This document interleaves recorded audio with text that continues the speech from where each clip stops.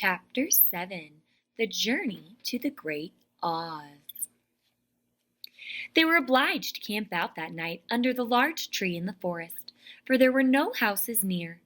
The tree made a good thick covering to protect them from the dew, and the Tin Woodman chopped a great pile of wood with his axe, and Dorothy built a splendid fire that warmed her and made her feel less lonely.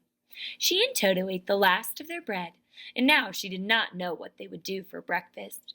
"If you wish," said the Lion, "I will go into the forest and kill a deer for you.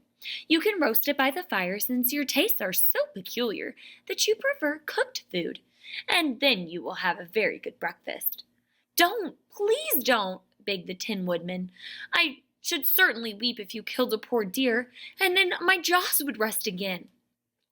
But the Lion went away into the forest and found his own supper, and no one ever knew what it was, for he didn't mention it.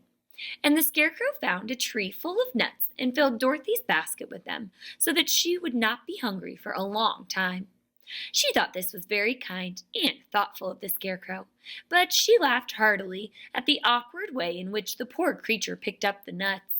His padded hands were so clumsy and the nuts were so small that he dropped almost as many as he put into the basket.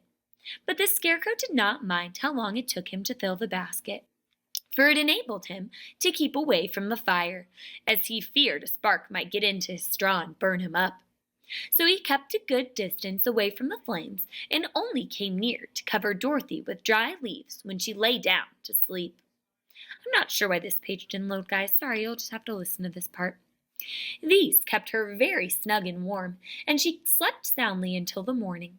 When it was daylight, the girl bathed her face in a little rippling brook, and soon after they all started toward the Emerald City. This was to be an eventful day for the travelers. They had hardly been walking an hour when they saw the forest as far as they could see on either side. It was a very wide ditch, and when they crept up to the edge and looked into it, they could see it was also very deep, and there were many big, jagged rocks at the bottom. And for that moment it seemed that their journey must end. "What shall we do?" asked Dorothy despairingly. "I haven't the faintest idea," said the Tin Woodman, and the Lion shook his shaggy mane and looked thoughtful. But the Scarecrow said, "We cannot fly, that is certain. Neither can we climb down into this great ditch. Therefore, if we cannot jump over it, we must stop where we are." "I think I could jump over it," said the Cowardly Lion, after measuring the distance carefully in his mind. "Then we're all right," answered the Scarecrow, "for you can carry us all over on your back, one at a time."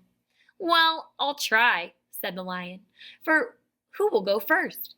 "I will," declared the Scarecrow, "for if you found that you could not jump over the gulf, Dorothy would be killed, or the Tin Woodman badly dented on the rocks below. But if I am on your back, it will not matter so much, for the fall would not hurt me at all." "I am terribly afraid of falling myself," said the Cowardly Lion, "but I suppose there's nothing to do but try it. So get on my back and we'll make the attempt." The Scarecrow sat upon the Lion's back, and the big beast walked to the edge of the gulf and crouched down. "Why don't you run and jump?" asked the Scarecrow. "Because that isn't the way that lions do these things," he replied. Then giving a great spring, he shot through the air and landed safely on the other side. They were all greatly pleased to see how easily he did it, and after the Scarecrow had got down from his back, the Lion sprang across the ditch again. Dorothy thought she would go next, so she took Toto in her arms and climbed on the Lion's back, holding tightly to his mane with one hand. The next moment it seemed as if she was flying through the air, and then, before she had time to think about it, she was safe on the other side.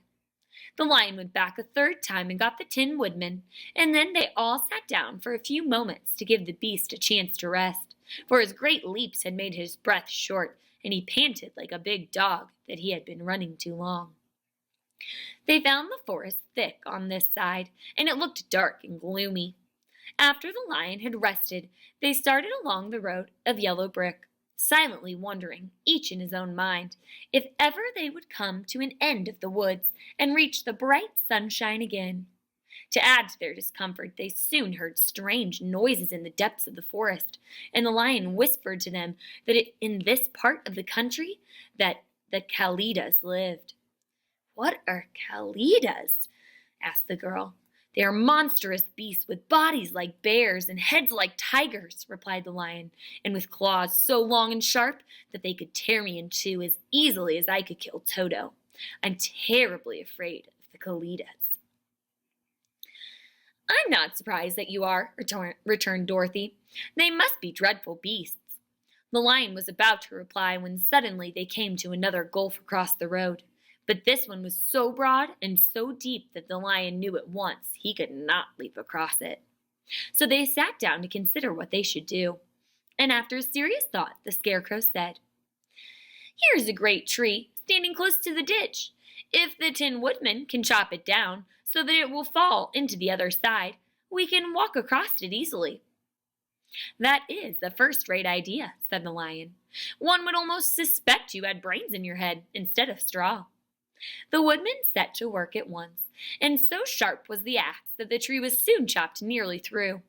Then the lion put his strong front legs against the tree and pushed with all his might, and slowly the big tree tipped and fell with a crash across the ditch, with its top branches on the other side. They had just started to cross this queer bridge when a sharp growl made them all look up, and to their horror, they saw running toward them two great beasts with bodies like bears and heads like tigers. "They are the Kalidas," said the cowardly lion, beginning to tremble. "Quick!" cried the Scarecrow. "Let's cross over." So Dorothy went first, holding Toto in her arms. The Tin Woodman followed, and the Scarecrow came next.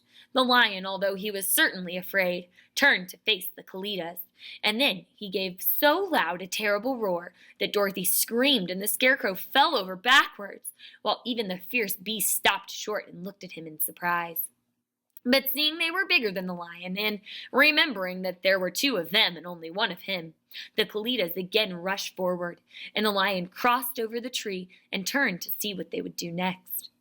Without stopping an instant, the fierce beasts also began to cross the tree, and the lion said to Dorothy, "We are lost, for they will surely tear us to pieces with their sharp claws, but stand close to me, and I will fight them as long as I am alive." "Wait a minute," called the Scarecrow. He had been thinking what was best to be done, and now he asked the Woodman to chop away the end of the tree that rested on their side of the ditch. The Tin Woodman began to use his axe at once, and just as the two Kalidas were nearly across, the tree fell with a crash into the gulf, carrying the ugly, snarling brutes with it, and both were dashed into pieces on the sharp rocks at the bottom. "Well," said the Cowardly Lion, drawing a long breath of relief, "I see we are going to live a little while longer, and I'm glad of it, for it must be a very uncomfortable thing to not be alive. Those creatures frightened me so badly that my heart is beating yet." "Ah," said the Tin Woodman sadly, "I wish I had a heart to beat." This adventure made the travelers more anxious than ever to get out of the forest, and they walked so fast that Dorothy became tired and had to ride on the lion's back. To their great joy, the trees became thinner the further they advanced, and in the afternoon they suddenly came upon a broad river, flowing swiftly just before them. On the other side of the water they could see the road of yellow brick running through a beautiful country, with green meadows dotted with bright flowers, and all the road bordered with trees hanging full of delicious fruits. They were greatly pleased to see such a delightful country before them. "How shall we cross the river?" asked Dorothy. "That is easily done," replied the Scarecrow. "The Tin Woodman must build us a raft so we can float to the other side." So the Woodman took his axe and began to chop down small trees to make a raft, and while he was busy at this, the Scarecrow found, on the river bank, a tree full of fine fruit. This pleased Dorothy, who had eaten nothing but nuts all day, and she made a hearty meal of the ripe fruit. But it takes time to make a raft, even when one is industrious and untiring as the Wood Tinman, and when the night came the work was not done. So they found a cozy place under the trees where they slept until the morning, and Dorothy dreamed of the Emerald City and of the good wizard Oz, who would soon send her back to her home again.